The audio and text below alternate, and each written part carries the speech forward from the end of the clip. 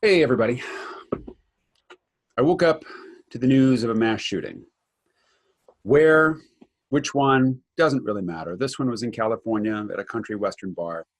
Happened last night, and it's the top news story today, at least on NPR. And as I listened to the radio for a while, they went back to the story again and again and again to say that they didn't know if it was terrorism related. They didn't know what the gunman's motives were. They didn't know whether he had any relationship to any of the victims. They just went back to it again and again and again to say mass shooting, mass shooting, mass shooting, violence, violence, violence. And we don't know anything about it.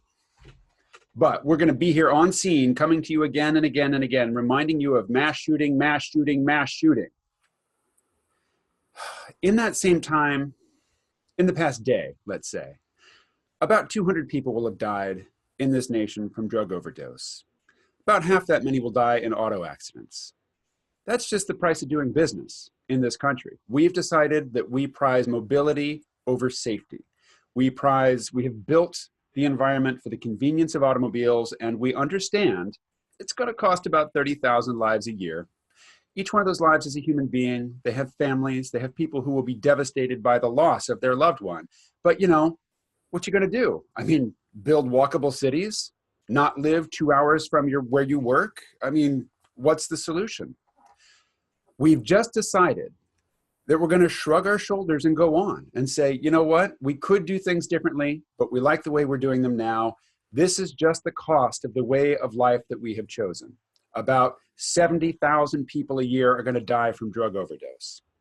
So it goes. I mean, sure, it's a pity, and we'd like it to be otherwise, but not really enough to do anything substantially different than what we're doing right now.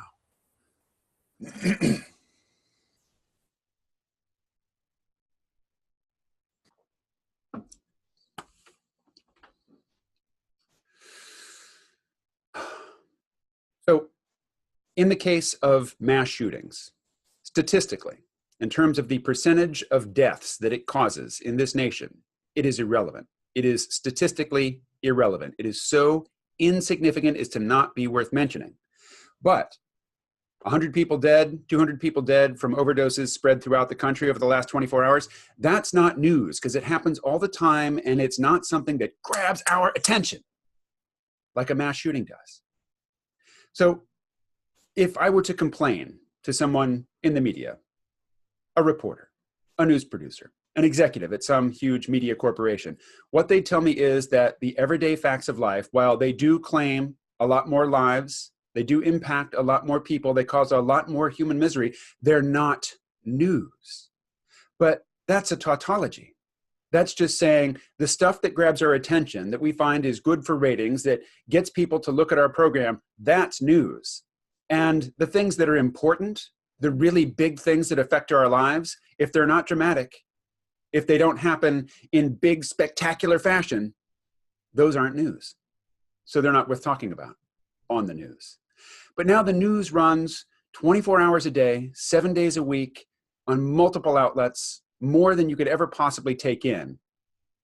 There's time for analysis. There is time to step back away from the flashy spectacle and look at the factors that genuinely shape our lives and cause untold human misery.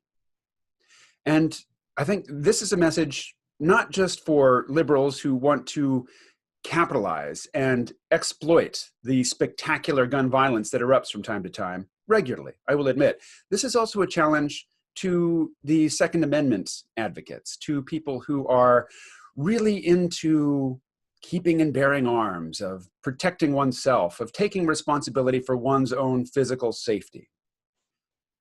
These deaths, these people who die in mass shootings and in public spectacles, that's just a price we have accepted to pay. As a society, we have accepted this price. And if you look at it objectively, if you look at it by the numbers, if you consider its importance being proportional to the number of people it affects, it's not a big price to pay. It's nowhere near the price that we pay for basing our built environment on the automobile. That exacts a much greater toll, but we pay it, and we don't think about it every day. And even when there's a mass pileup, even when more than 11 or 12 people die in a single incident, that's not headline news. That doesn't lead my news stories when I ask the robot there to give me the flash briefing.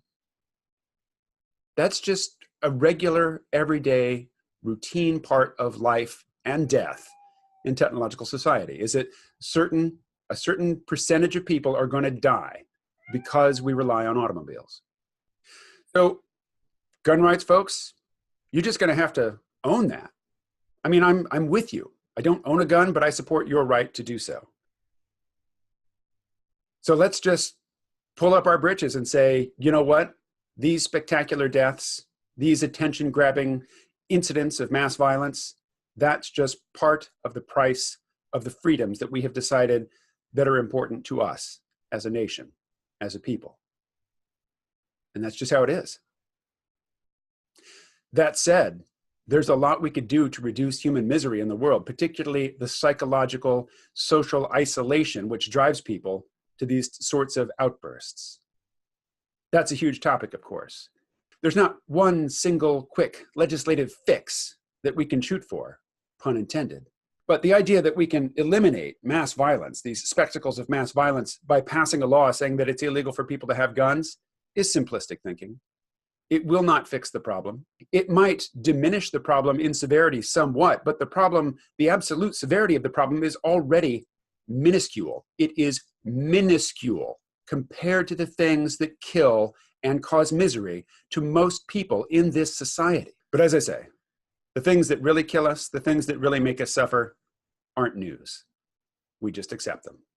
The mass violence that grabs headlines and commands everybody's attention on social media is not news, or it shouldn't be, if what constituted news was at all rational.